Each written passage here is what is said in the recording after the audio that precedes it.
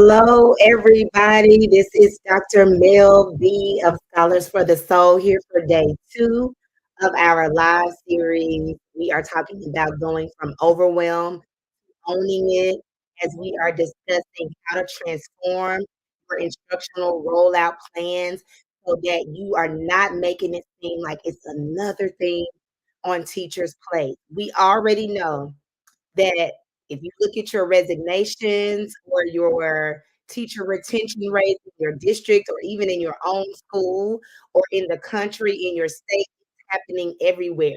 We are in an epidemic where teachers, and I'm seeing a lot of leaders who are leaving the school buildings, leaving the field of education as being inside of the classroom, or even leading our schools, and they're leaving in large, large numbers. And one of those reasons why is because there is a lot of work around how we roll out initiatives that is not carefully planned as it should be. So what we end up having are teachers who are very frustrated with the trend, and we talked about this yesterday as we discussed day 1, how understanding the root causes of initiative burnout and fatigue. And so today we are looking at talking about why your rollout is causing more confusion than clarity. But yesterday, as we discussed the root causes of initiative burnout and initiative fatigue, is that one of the reasons is that we're rolling out new initiatives and we're adding so many things to the teacher's plate that they don't even know where to start.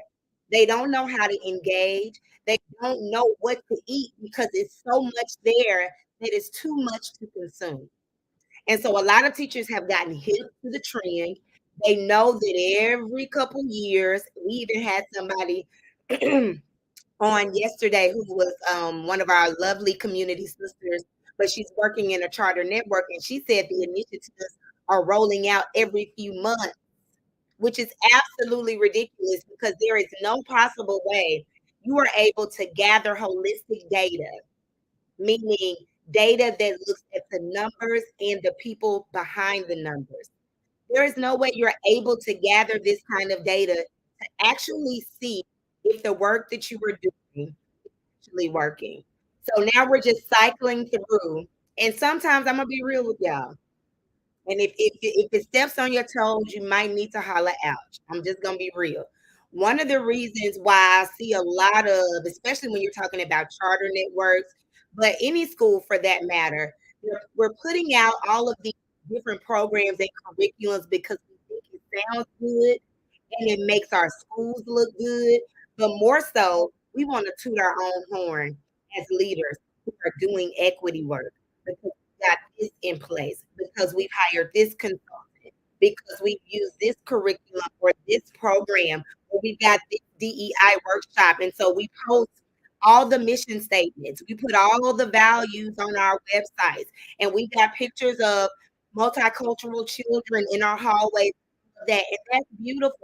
But let's be real, if you're talking about doing real equity work, it's gonna have to be more than an aesthetic. It can't be the thing that we keep doing every single year where we are putting out these things and we're doing them so that people can see us. Because now we're getting into stroking that ego. And the ego can be good for certain things, certain ways to push us, to motivate us.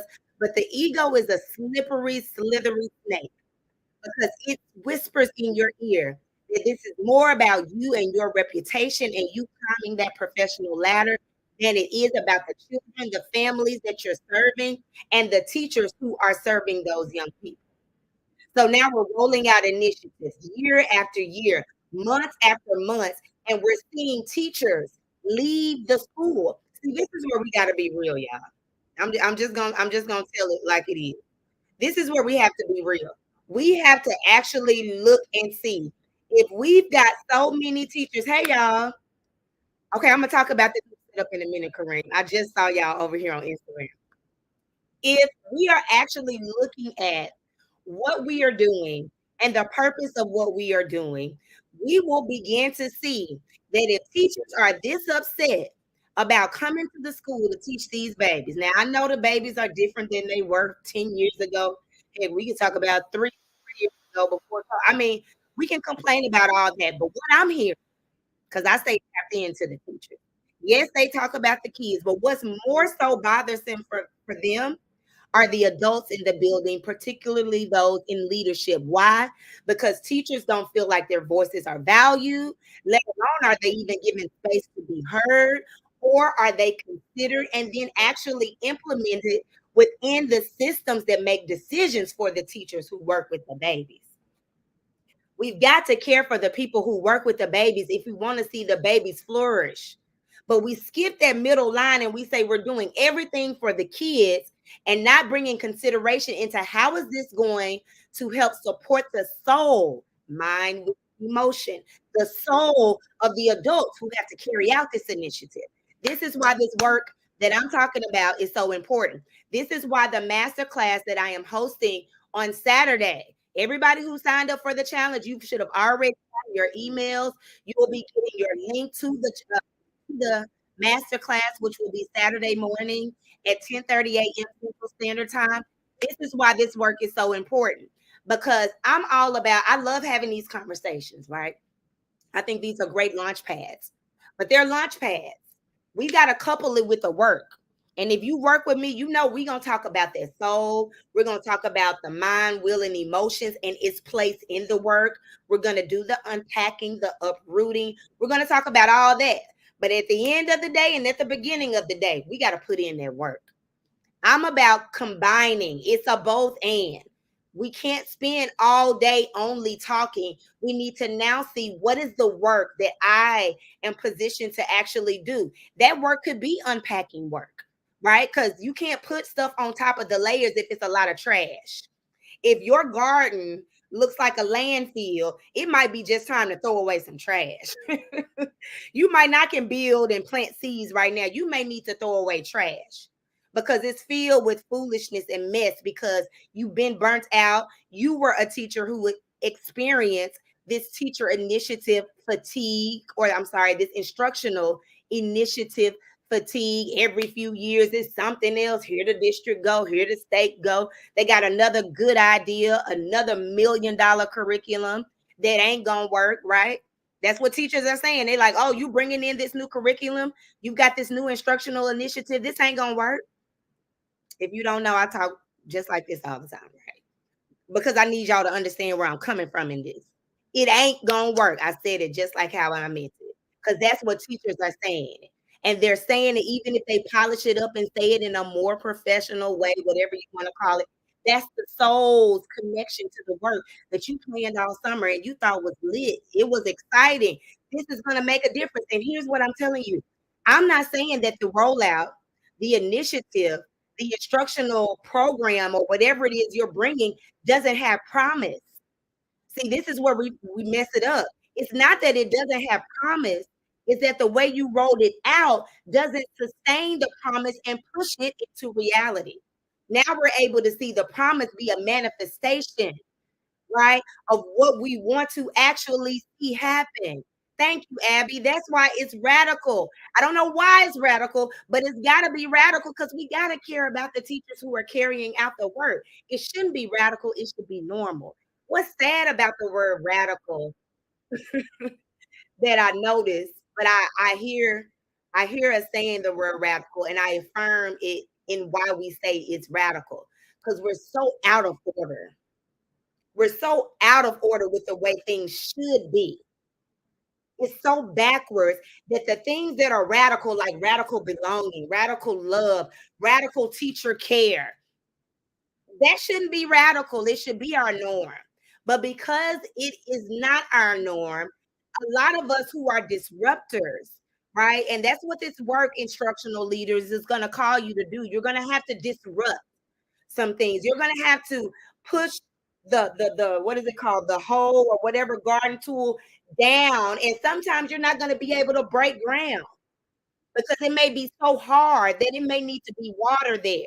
Like there's strategy to this. This cannot be when you're rolling out these plans, rolling out these initiatives, rolling out these programs. It cannot be like a one size fits all. That's why you keep getting teachers who you got some who are always going to do a good job because they just want to be a great teacher. So they're going to always try to. Then you got some like, and this is what me and Ben were talking about yesterday. You've got some who are a bit bitter. It's right, right? We're not judging them, but they're bitter. That's the reality. So what is happening when we're rolling out these initiatives is that they don't see the promise. And I made the point yesterday that high anger plus low hope equals it's not worth it. High anger, low hope equals it's not worth it. And if people do not believe that the work you putting down, just like I could be in here speaking mad truth throughout the whole live, but if your spirit is not in a place to receive it, you won't pick up anything I'm putting down. You will hear it, it'll go in and out. Why? Because there may need to be some unearthing happening in you before you can actually receive the seeds of life I'm giving you from my soul, right? Because every word comes forth are our seeds. And what you've been listening to the most is what's actually been seeded in your heart. And this is the part we don't think about when we think about rolling out things. We don't think about what's the condition of the heart, meaning the soil of the school that I'm in. What is the heart condition of the people that I am working with? What are they experiencing? What are their conditions that will either take the seed, and now we can think about the parable of the sower, and the seed will be on stony ground, thorny ground, right? Where there's no life. It goes down. They're excited at first, and the birds come and they take it, right? When you think about the parable of the sower, or will it be good ground where that seed can be actually planted and the roots can go down deep and the seed can burst? Because a seed is an organism that is waiting to burst because there's life in the seed. Your instructional initiative can be that seed, but it's about how it's planted. Is the soil even right? Cultivate the life of that seed and bring it into fruit. This ain't even a part of my notes. I ain't even done my notes yet. But this is just what my spirit is feeling. And I hope some of you are understanding what I'm putting down, understanding how this works. If you are, I want you to share this. Share this live out with some folks because this is the kind of energy that I'm bringing on Saturday when I'm coming through this master class. And we're actually taking this analogy of the garden within. We're taking this analogy of, are you looking at the soil, meaning the condition of your school? What is the heart of your instructional staff, the teachers, the paras, whoever's dishing out instruction? What is the soil? Ben told us yesterday, maybe you need to do a soil sample. Have you done a soil sample? These are the things we're going to unpack Saturday. So again, if you have not went to the link in my bio or send me a DM or even come in here, I'll jot down the people who need the link. If you need the link, comment link. I'll send it to you. I'll be sure that you have it. Right? This is for instructional leaders who may need to check the soil because you put out this initiative and you knew that it had promise. You went to this conference and it was absolutely amazing. You were on fire. You were like, I can see how this can transform things at my school. And then you brought it back, and those folks looked at you like, okay, what? You bringing another initiative? The last one didn't work. What's going to be so different this time? But things can be different this time. Things can be different this time. It's gonna take some work, but they can be different this time. Okay, so let me get to my notes. All right, today we're talking about why your rollout is causing more confusion than clarity. So more confusion than clarity. Thanks to everybody joining in. I want to talk back with y'all. Hey, Brooke, thank you for chiming off in the chat. Per the usual, my girl is always giving me that feedback to let me know what you all are thinking. So this is the space where you do that. Feel free to comment in. But let's get started with thinking about where confusion starts, right? So confusion with your rollout. Remember, we're talking about rolling out these programs, these new curriculums, these new initiatives, right? Confusion with those often comes from a lack of purpose. And with that lack of purpose, I don't mean you don't have purpose in the work. I mean either the purpose has not been identified clearly from you, or it hasn't been clearly articulated from you to the teaching staff that has to carry out the initiative, right? And so sometimes what I have seen and experienced, y'all, let me tell you, I've come from teaching in the classroom. I've come from that to instructional leadership. I've come from that into consulting in schools through contracts and also coaching privately with teachers. I've heard it all from all across the country. I'm ready to say all across the world. I did Denmark and I did coach in Denmark, Copenhagen a couple years ago. I'm ready to start saying all across the world. So my international educators, y'all holla at your girl because I'm trying to see what's happening around the world, which is probably a lot of the same, but a bit nuanced in different ways. But what happens is when these rollouts happen, I see an issue with power dynamics. Because what I and I literally, I'm not telling you something that happened when I was only in the building. I saw it there. I also saw it when I was coaching with a couple principals before the break.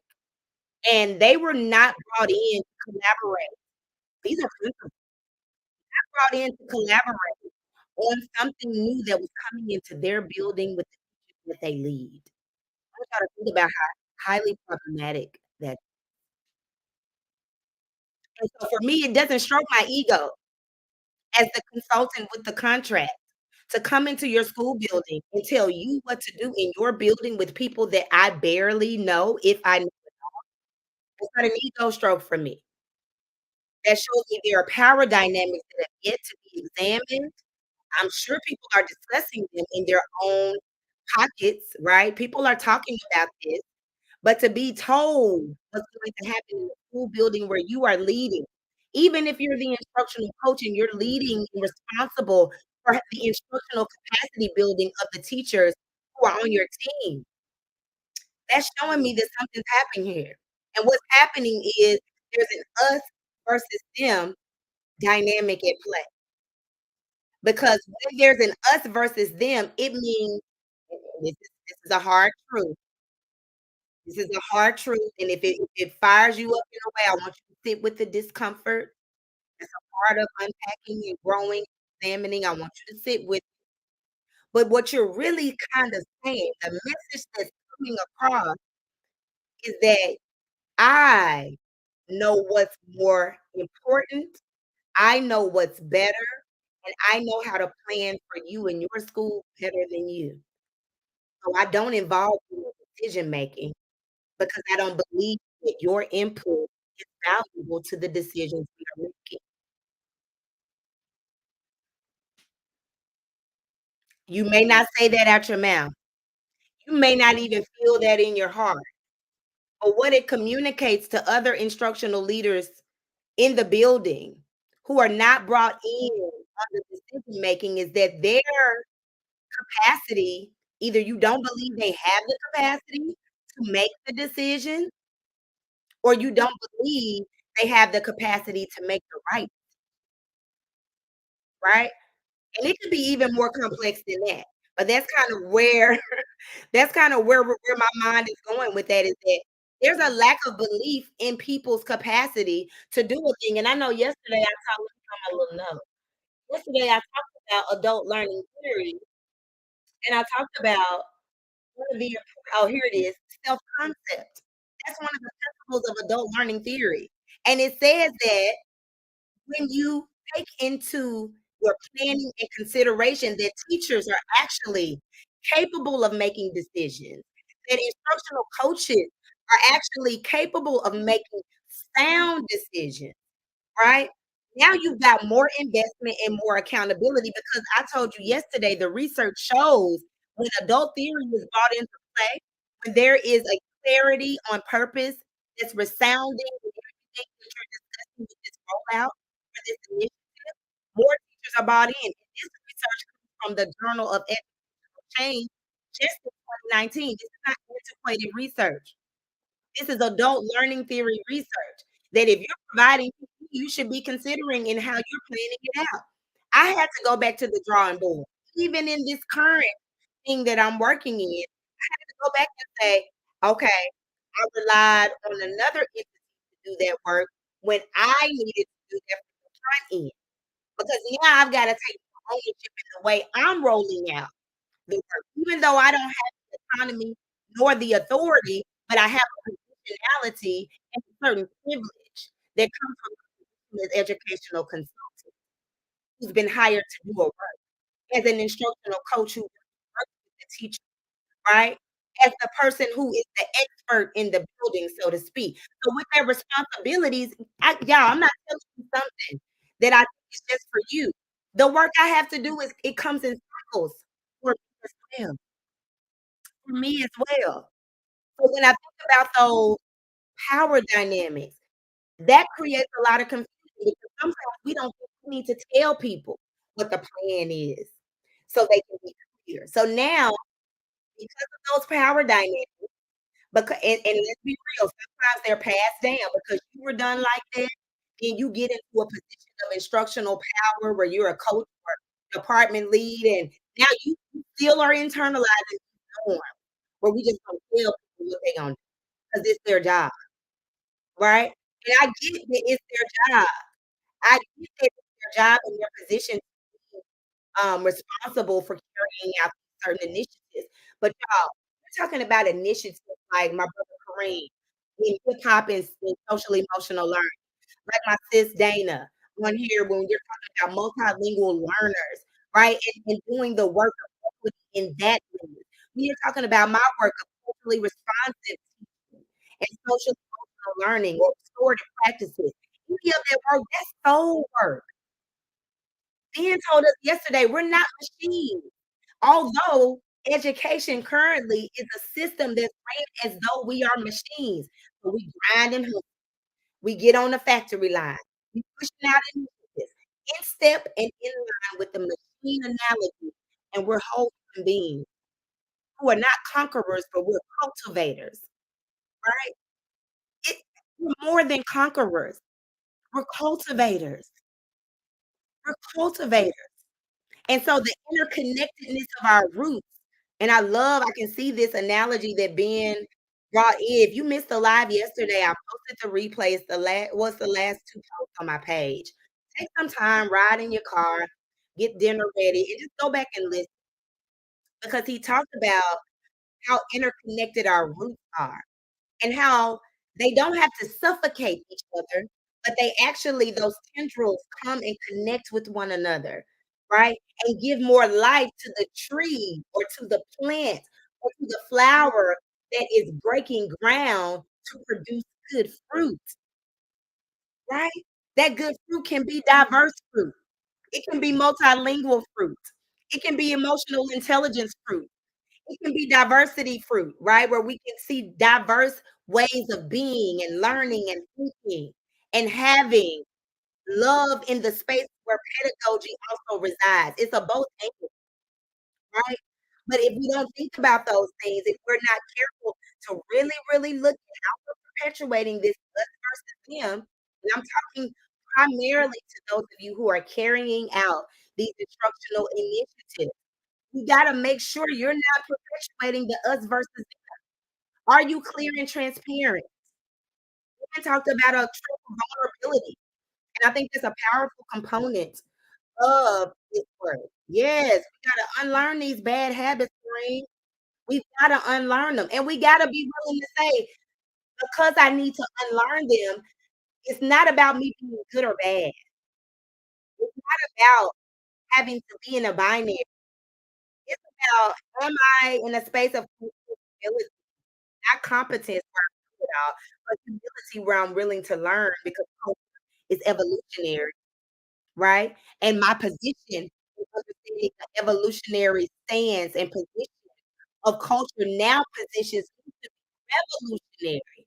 Remember I told y'all yesterday it's about the be path, and what you need to be is within a revolutionary mindset because if you're doing any kind of equity, culturally responsive, or EIJB, all the letters, if you're doing any of that, you gotta be revolutionary. Revolutionary is defined as, let me get my other notes out from yesterday, a dramatic. It's a lot of stuff that needs to be dramatically changed in our schools. So your initiative may be the very catalyst, the very thing that brings about this dramatic change, but it requires a revolutionary mindset.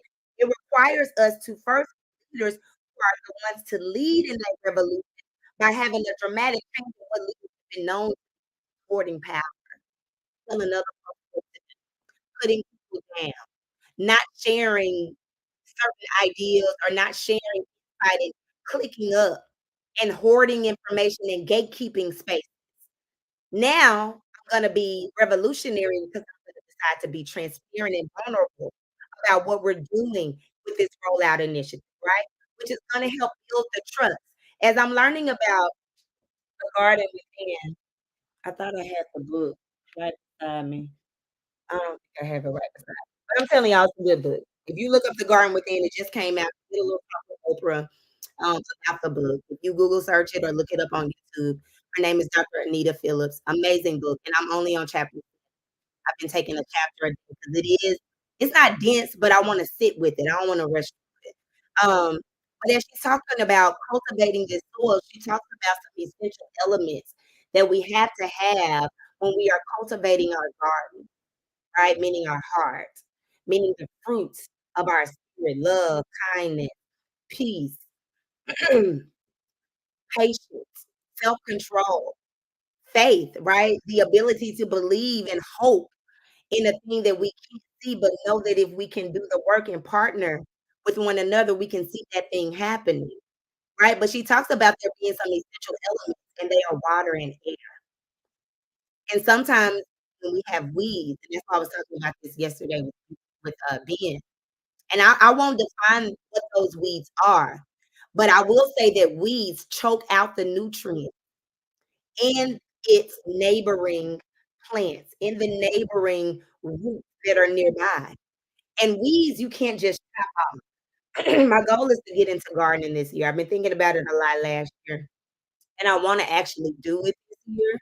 And so I will be, like, learning firsthand, but I've been reading a lot and watching some videos of urban gardening and planting. It's fascinating to me the things people do in their backyard in the city.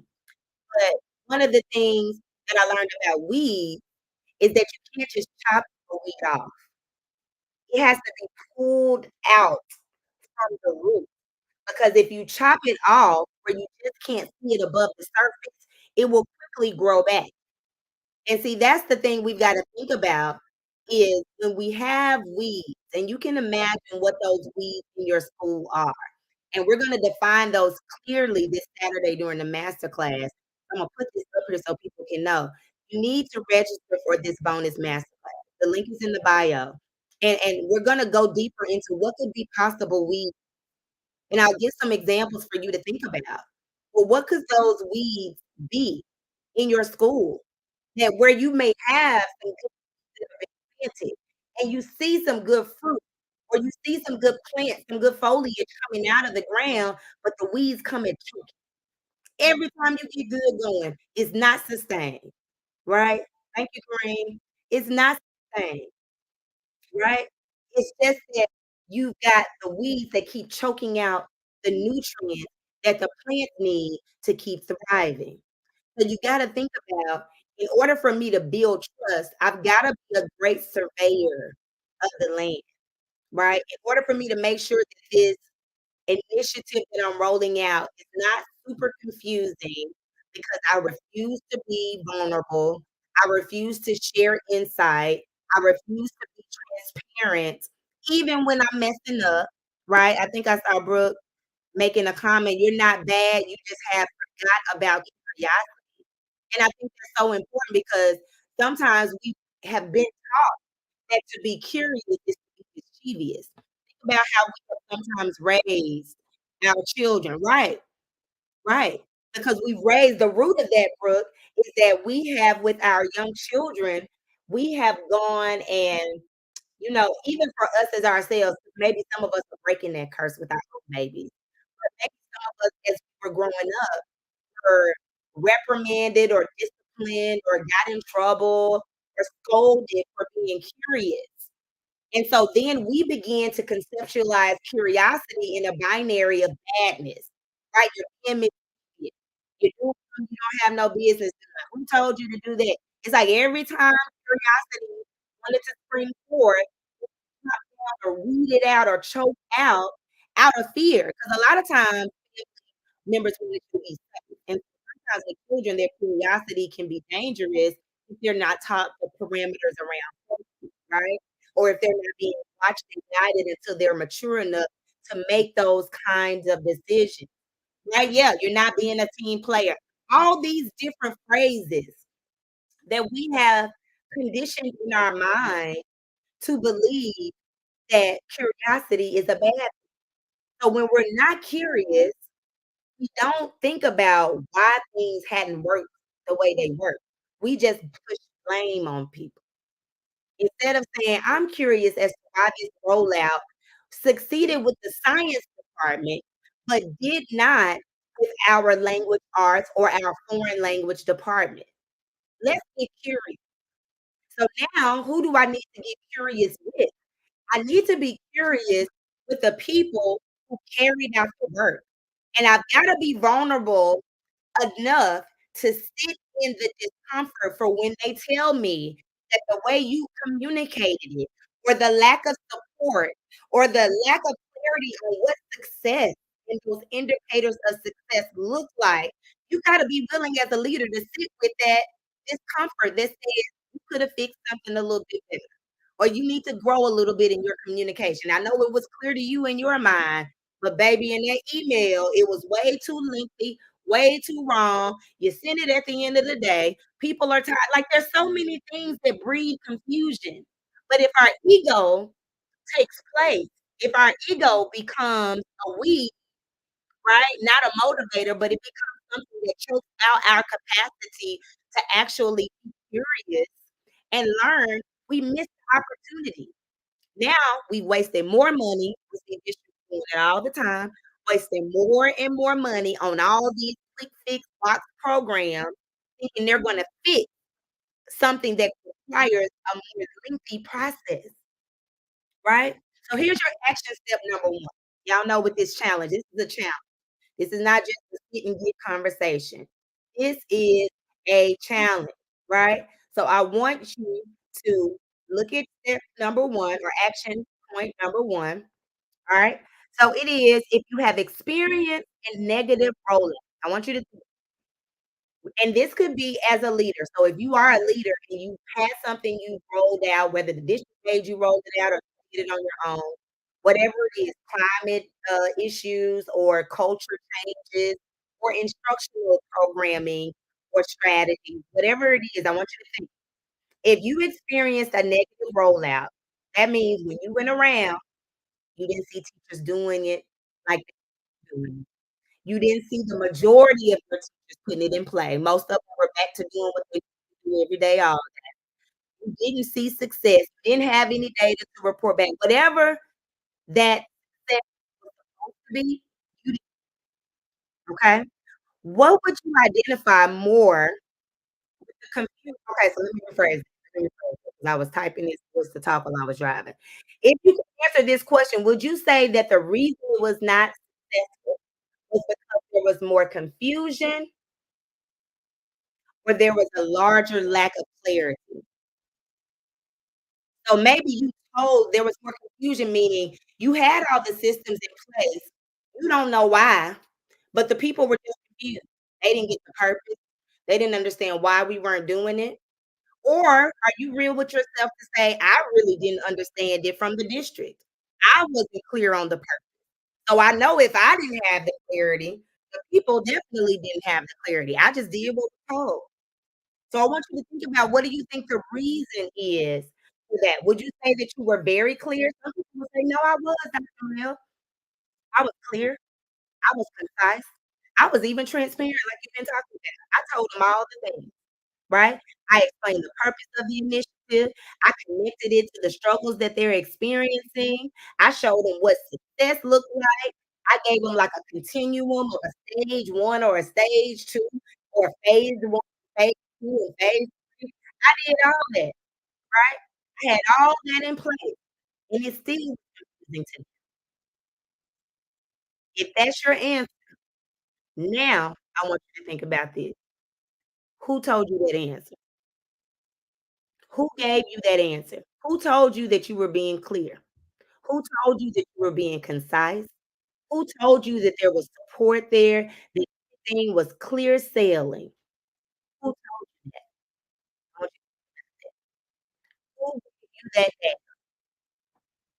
Because a lot of times you have to think about, if I've got an answer and I say, "This is my truth," the big question is, who is this true for? The answer you gave about why your initiative rollout didn't work out, even though you were as clear as you thought you were, right? You believe you set up all the things. It wasn't me. I did my part. I did everything I was supposed to do, and it was still confusing, but I was clear. So if you say you're clear, but people said it was still confusing, but you say you were clear, who told you that you were clear?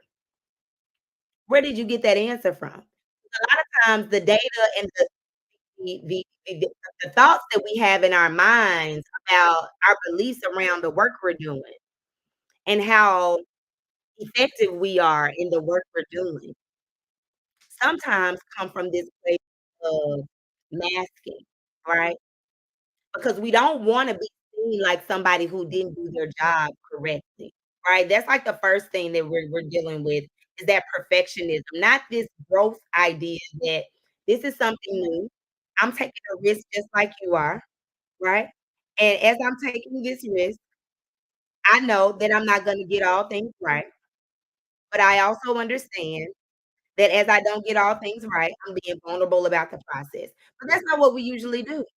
We usually have this perfectionism mindset that says, "I'm gonna get everything right, and if things don't happen out like they should, it's not my fault." And that's keeping you stuck. It's keeping your initiatives on the paper. They look great in your strategic plan. They look amazing in the work that you're giving to the district that's showing what you all are doing in your school. They look amazing. You got your little flow charts, you got your data up, you got your color codes, and you got all these things. And it's real cute, but it's not doing and giving what it's supposed to give. Because are the children being changed and impacted and given space for their genius to flow freely? Probably not. Because if teachers are confused, if they don't have clarity on how this rollout is supposed to look from step 1, 2, 3, all the way to step 20, if they can't see themselves be successful at this work, they don't even have the mindset to be the type of teacher they need to be, and that's the last thing I'm gonna talk about when we talk about why teachers are more confused, alright?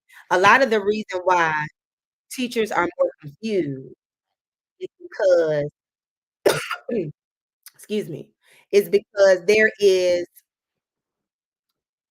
process to rolling out initiative, whatever your initiative is. There's a process to that. But what tends to happen, or not happen, should I say, is that we don't plan around teacher identity.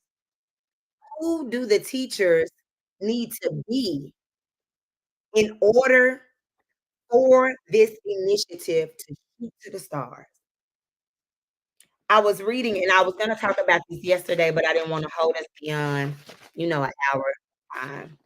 But I was reading I got my book from the beautiful Dr. Courtney Rose. I think all my stuff is somewhere. I think I was yeah, I got a book in there. But Woven Together by Dr. Courtney Rose. I just got my book, when did I get it? Monday, and it's an amazing text about teacher identities. And one thing that I really I took some notes on it. One thing that I really thought about is this question, and I want y'all to answer it in the chat for me. Is teaching to you an art, practice, or just a professional job? I want you to put one word, and if you think it's more than one, I'm not into the binaries of it's only one right answer. Give me whatever, but put in the comments and tell me, what do you believe teaching is? As a professional, is it an art? Is it a practice like doctors practice medicine? Is it a practice, or is it just a job? Some people say profession like any other job. I want y'all to put that in the chat. Tell me, what do you think? What is teaching to you? And as you write that into the chat, what I got from Dr.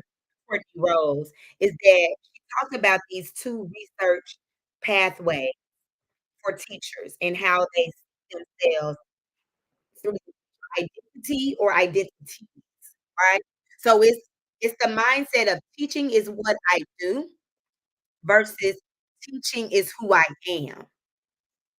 So you go from a local epistemology or perspective to a global, right? Teaching is what I do, meaning I only teach here in this space of the classroom. When I'm not in the classroom, when I'm not in the school building, when I'm not on the clock, so to speak, for being a teacher, then teaching is not a part of my identity.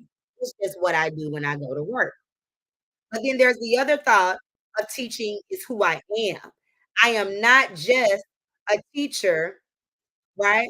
See, Brooke, you say all three because we can also show the ebb and flow of our journey as teachers, right? Because at some point for me starting off, I came into the teaching profession and it was a job. I had not had experience growing up where I went to undergrad and I went to school to be a teacher. So like it was my identity. It was who I am. It is a part of my core being. It was not that for me. It was a job initially. But then for me now, it is actually an art that I work freely through. Because when you think about art, art is an expression of your soul. So that is how I am able to come before you all and talk so passionately about this work because it hits my soul. It hits my soul when we're talking about the future genius that's coming through the bloodlines, that's coming through the generations, that's coming through the eons of time, through our young people, and it hits my heart and my soul when I think about how we're not considering the adults who are caring for these young people and the lack of attention and care we are not giving them, right? Which thus is putting our children in danger because if you have malnutrition, meaning their souls are malnutritioned, everybody doesn't have the capacity to treat our babies right just because they know they should. Everybody doesn't have that, right? And some people, Brooke, they're not gonna find it inside of the school system. That's right. It's gotta be somewhere else. And that's why for me, that art is a part of my soul expression because I don't only teach, or I haven't because I'm not in the classroom anymore, but I haven't only taught in the classroom. I've taught in community groups when I had an unofficial nonprofit because I didn't file 5013C, but I gathered children every Saturday. And this was before SEL was a thing. We were talking about values and emotions and all these things and setting goals and who they want to be and what's going on in their world and what is love and all these things. I'm talking about that to teenagers in 2013 before SEL was as popular as it is now. But I was educating in that right. I educate at church when I have classes with my young people. I educate when I get the privilege to stand before the congregation and minister. I educate when I go out into network settings and tell people the power and beauty of culturally responsive teaching and social emotional learning and what needs to be done so teachers can be that for our babies. So I educate because that is a spiritual gift that I was given by my God, right? My God created that, and I have Jesus as my template because that's my belief system, right? And so whomever it is for you, whatever that looks like outside of the teaching profession, she exactly talked about what you just said, Brooke, is that oftentimes it had to come outside of that system, right? But when you're thinking about purpose, oh, bless your heart, Brooke.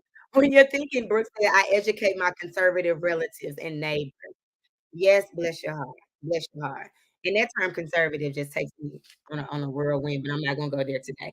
But I'm gonna stay focused as I get ready to end this live because I want us to think about going back to my point is that why your rollout is causing more confusion than clarity is because there's not enough attention to the teacher identity that have to be in place to uphold and sustain the work, especially when we're talking about responsive teaching, social emotional learning, restorative practice. Y'all, you can't give it to them like it's a checklist. It's soul work. You got to build readiness and willingness.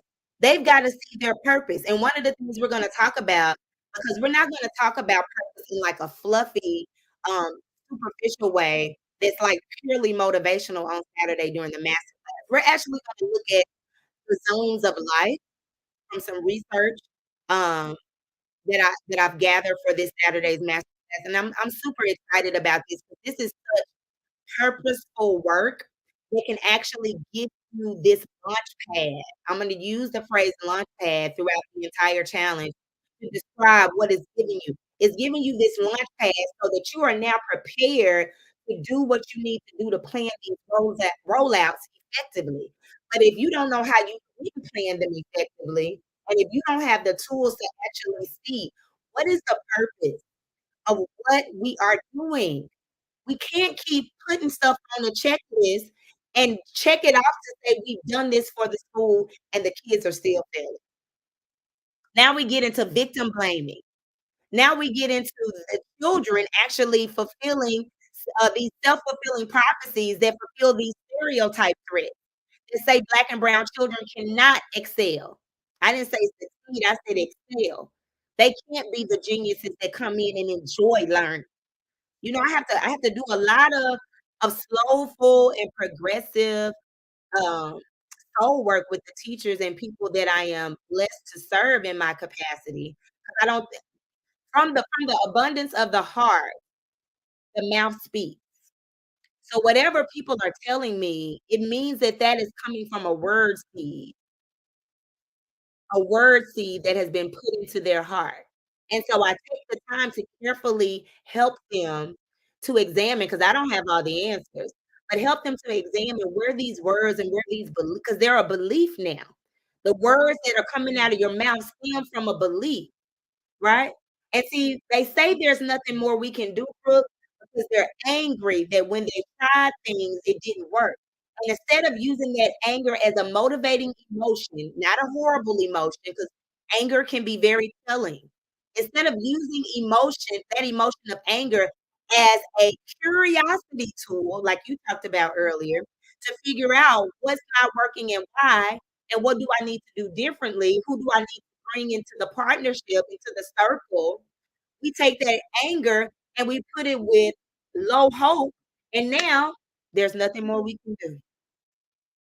Nothing more we can do. So now people are walking away. They had all these goals during the summer. They created these strategic plans. I'm gonna be real with y'all. I believe some people, and you may be a part of these leadership teams, they don't really believe in these strategic plans. I don't feel like everybody believes in these strategic plans that they're putting out, but you gotta give them to the district, you gotta give them to the state or whoever is your governing official that you gotta do those things, so you do them. But if we really believe that these things were possible, right? If we really believe these things were possible, then we would also at least get somebody on our team that can help us take this possibility into reality. Like, that's where some of us gonna have to come to the point of.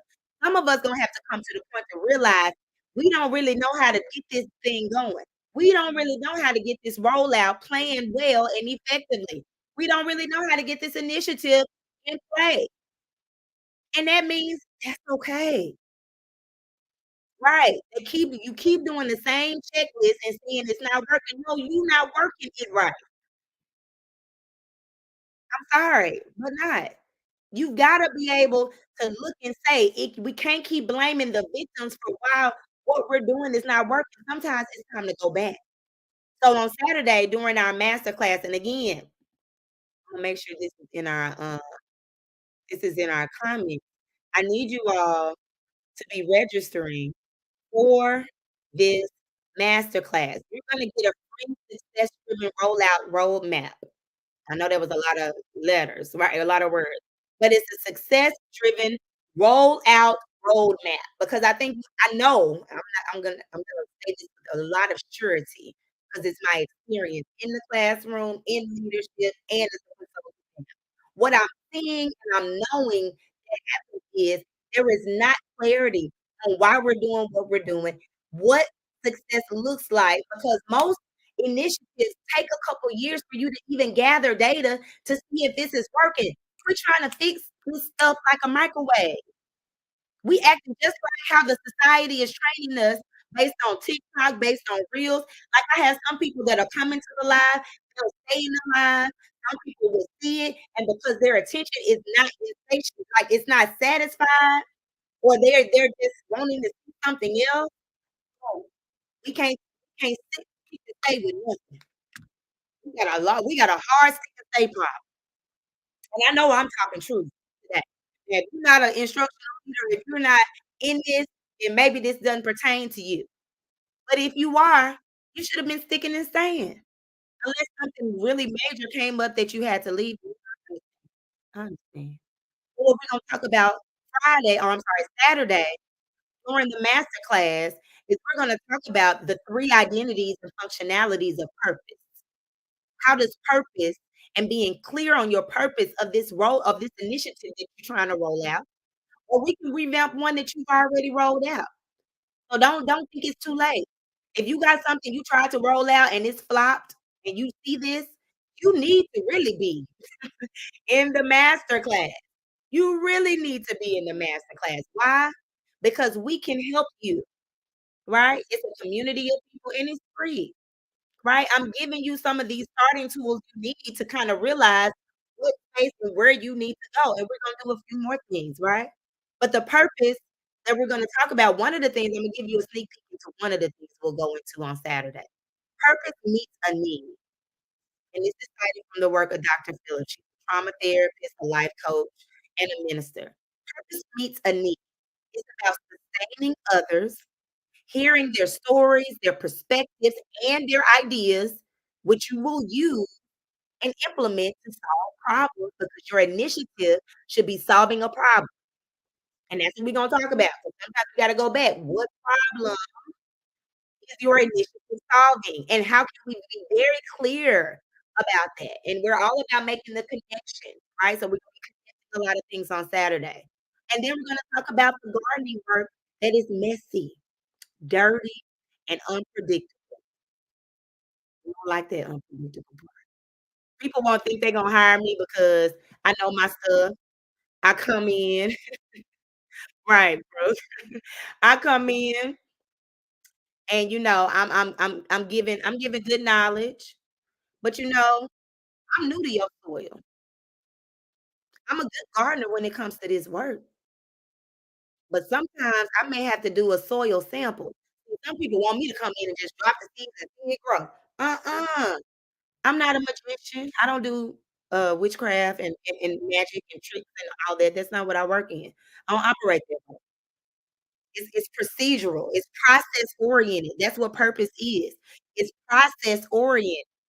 So Imma really help you to get out of this mindset of the quick fix, because the more process oriented you are around your purpose and being clear about that, you can now disrupt these harmful systems and begin the healing work to create sustainable communities, so this issue is a thing of the past.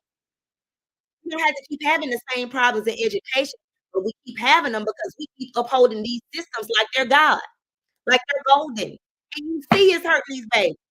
You see it's hurting the teachers that are serving the babies because they leaving. They're leaving. What more does it take for us to get that there is a problem with the system?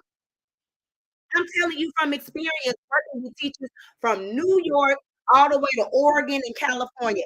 It's all over. There is a systemic state of emergency in education, and it's in the system. If you're not willing to disrupt the system, you are now complicit.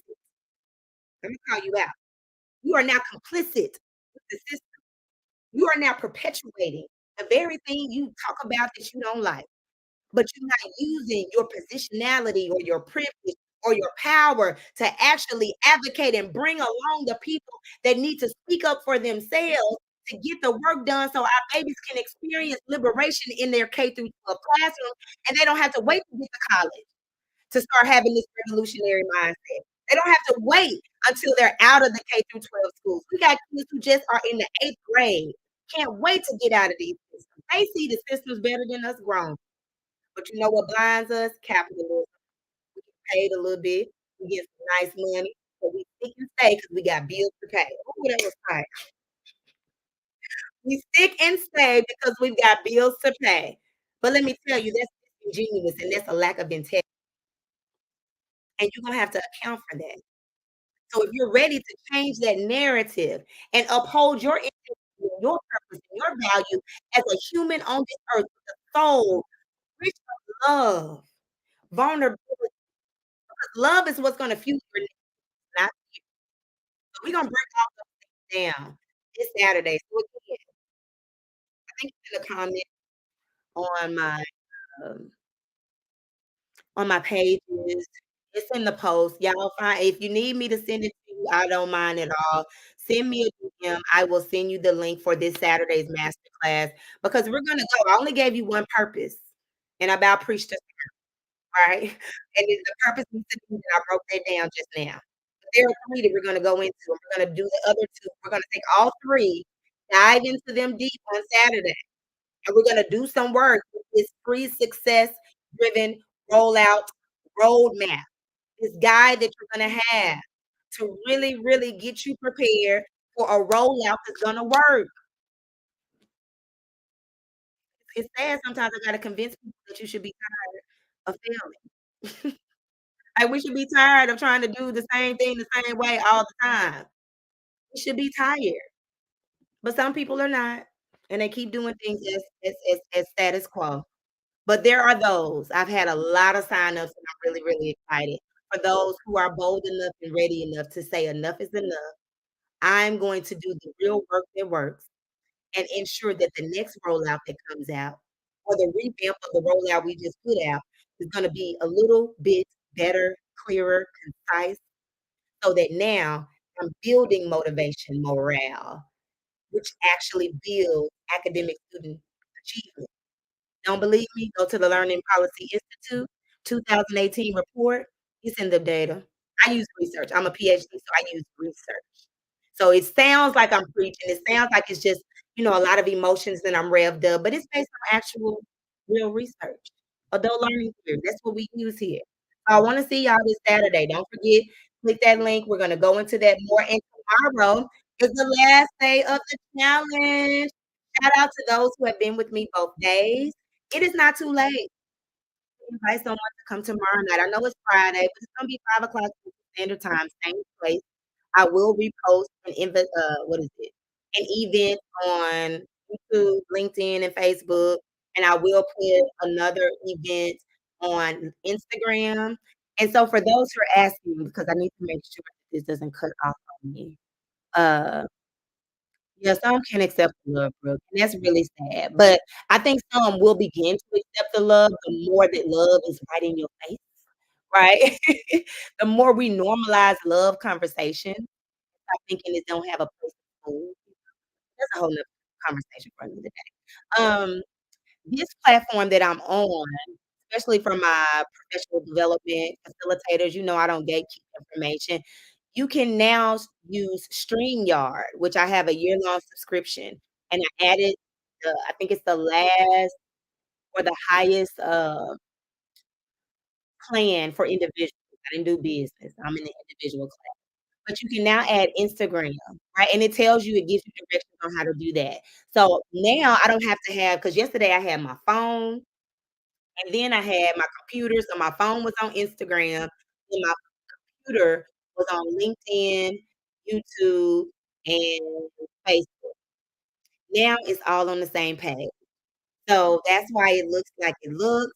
So if you want more information and you do live streams, I can tell you about that. Those who know me know I don't ever mind sharing information to help us all be great at the things we do. If you're interested in, at one point I'll start coaching people a little bit more in the work that I do and how I'm doing whatever the things you wanna know. But for now, you can get it for free. So if y'all ever have questions about that and you are a professional development provider or a social media content creator or curriculum content creator or whatever, and you see me doing some stuff, I don't mind sharing it with y'all. So just send me a DM. Otherwise, go to the link in the bio. Go to the link in the bio to get the link for Saturday's master class. If you missed it or just came in, out the replay. If you're watching the replay, let me know. Thank y'all for being here with me. It has been a pleasure to only work one screen and not have to toggle back and forth and to see the beautiful people. I represent Jackson State for those who know. If you know, you know, I did not go to the I love. I did not go there, right? I went to University of Memphis, but I take children on HBCU college tours. I did that, last fall, but I really wanna do it. So this is one of the little things that I get from there. And then my shirt is Social Emotional Learning Matters, and this is with a client of mine, Freedom Academy in Memphis, Tennessee, who I've done had the pleasure of doing great years of work with, and I'm looking forward to continue with them. All right, that's it from me, y'all. Have a great night. Bye.